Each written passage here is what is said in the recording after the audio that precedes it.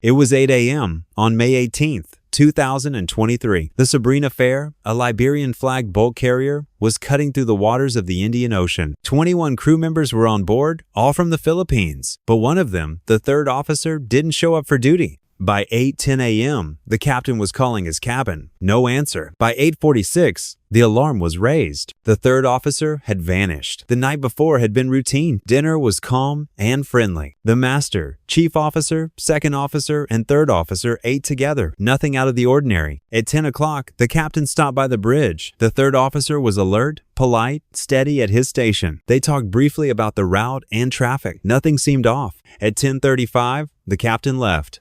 And at 5 minutes past midnight, the third officer handed over the watch. That was the last time anyone ever saw him. The sea was restless that night. Winds from the southwest, clouds above, rolling waves below, moderate seas, but nothing dangerous. The ship continued on course toward Australia. At 4 a.m., the chief officer took over. By sunrise, the ocean was calm again. The master joined him on the bridge around 7:45. They reviewed inspection notes, planning the day ahead. 8 o'clock arrived, the third officer's shift, but his post remained empty. The captain waited a few minutes, then called his cabin. 5 rings, no reply. He tried again. Nothing. By 8:40, the cook reported the officer hadn't shown up for breakfast either. At 8:45, the chief officer checked the cabin himself. Empty bed, lights off, no sign of the man. The captain ordered the general alarm. Crew flooded every deck, every corridor, every corner. They searched storage rooms, stairwells, machinery spaces. By 9:15, the captain called it man overboard. The Sabrina Fair turned around to retrace her path. Distress calls went out on radio channel 16. Nearby ships were told to keep watch. The sea looked endless silver and gray under the morning light. They searched until the afternoon. Twice, the crew combed the vessel again. By 6 p.m., after 10 hours, nothing had changed. The officer was gone. When the ship finally reached Bunbury, Australia, 11 days later, an investigator came aboard. He walked the decks the missing man once walked. He photographed the ladder to the bridge, the narrow passage leading to the cabins, the open deck where waves crashed against steel. The third officer's cabin was untouched, uniform hanging neatly, bed made, personal items in place. No note, no sign of struggle. The investigation began with questions. Was it suicide? An accident? Something else? Crew interviews painted the same picture again and again. He was calm, disciplined, friendly. No family problems, no debts, no fights. No one believed he would jump. But there was one detail. The cook mentioned the officer had trouble sleeping lately. The medical log showed he was taking vitamin supplements harmless,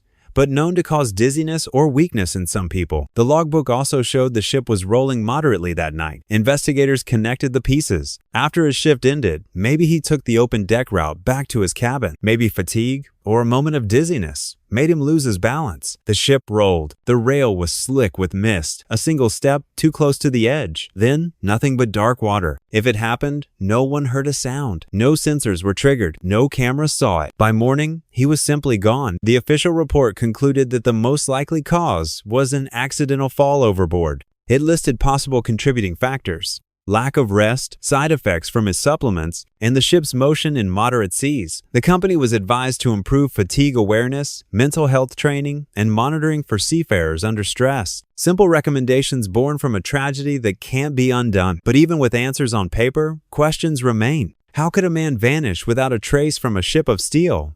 Why was there no cry for help? No sign of disturbance? Could something else have happened in the hours between midnight and dawn? No evidence says so, yet the sea rarely gives up its secrets. The Sabrina Fair continued her journey, her logs complete, her schedule unbroken. Only one entry stood out. The 18th of May 2023, third officer missing, presumed overboard. Somewhere south of Indonesia, under 10,000 feet of water, lies the final chapter of a man's story. A man who served at sea for decades, respected, steady, never reckless. And one night, he simply vanished. The ocean keeps its mysteries close. It doesn't shout, it whispers. And when it takes quietly. For the families left behind, silence is the hardest part. Nobody to bring home, no grave to visit, only questions carried by the tide. The report ends with a few paragraphs of recommendations. But the story doesn't really end, because every ship still sails with someone who hasn't slept enough. Someone fighting exhaustion.